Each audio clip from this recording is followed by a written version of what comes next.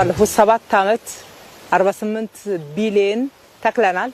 ይሄ በጋራ በትብብር አብረን ሆነን የሰራነው የዘመናችን ትልቅ ሌጋሲ ነው፣ የትውልዱ ሌጋሲ ነው ማለት ይቻላል። አዲስ አበባ ደግሞ በዚህ ውስጥ ከ90 ሚሊዮን በላይ ተክላለች። ዘንድሮ 6 ሚሊዮን ተተክላለች። እስካሁን ድረስ 5.2 ሚሊዮን ተክላለች። ዛሬ 1 ሚሊዮን ነው የምትተክለው። በየቦታው ማህበረሰቡ እየተከለ ነው ያለው። በሁሉም ክፍለ ከተማ በሁሉም ወረዳ በየብሎኩ ነው እየተተከለ ያለው። ማህበረሰቡ በራሱ ተቋም ውስጥ እስከ ግቢ ድረስ ያለ ነው እየቆጠርን ያለ ነው።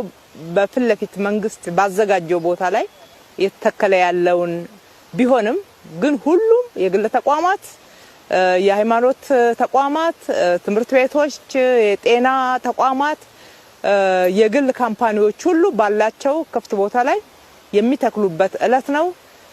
ከቅዳችን በላይ እናሳካለን ብለን እናምናለን።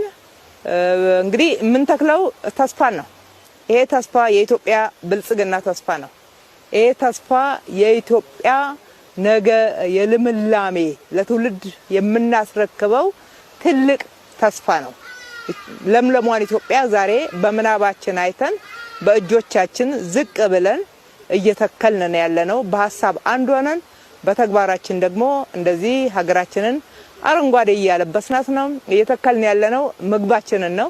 እየተከልን ያለነው ጥላን ነው። እየተከልን ያለነው ውበትን ነው። እየተከልን ያለነው ነገ ሀገራችን ላይ የሚመጣውን እየመጣ ያለውንም በአየር መዛባት ምክንያት የጤና ሌሎችም የብክለት የመሳሰሉትን ችግሮች የመከላከል ስራ ከወዲሁ እየሰራ ያለንበት ነውና በተለይ ደግሞ በአዲስ አበባችን ለጎርፍ ተጋላጭነት በየጊዜው እየጨመረ በመምጣቱ ምክንያት በአረንጓዴ አሻራ በሚገባ እየተከላከለ ነውና ጤናችንንም ሰላማችንንም አጠቃላይ ደግሞ የነገውን ልምላሜ ዛሬ እየተከልን ነውና ህፃናት፣ አዋቂዎች፣ ወጣቶች፣ ሴቶች፣ ወንዶች፣ ጎልማሶች፣ አዛውንቶች ሁሉም በጋራ ሆነን ይህንን ተስፋችንን እየተከልን ስለሆነ በጣም ልናመሰግን እንወዳለን።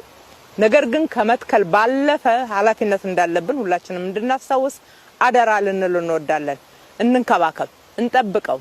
የሰራነውን መልሰን አናበላሸው። አላግባብ አንቁረጥ ወይም ደግሞ ሌላው ሲያበላሽ ዝም ብለን አንመልከት። የጋራ አሻራችን ነው።